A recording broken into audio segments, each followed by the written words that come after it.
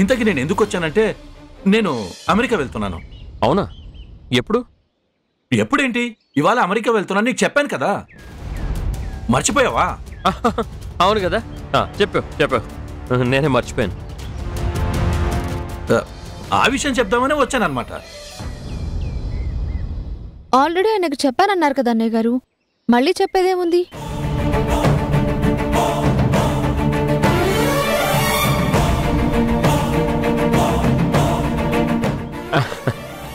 అంటే ఇప్పుడు తను వచ్చింది నాకు చెప్పడానికి కాదు, నీకు చెప్పడానికి, అంతే కదరా?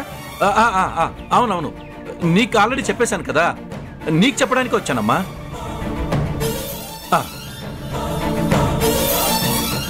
ఇంకా అది చెప్పేసావు కదా, ఇంకేం మిగలలేదు కదా, పద బయలుదేరదాం.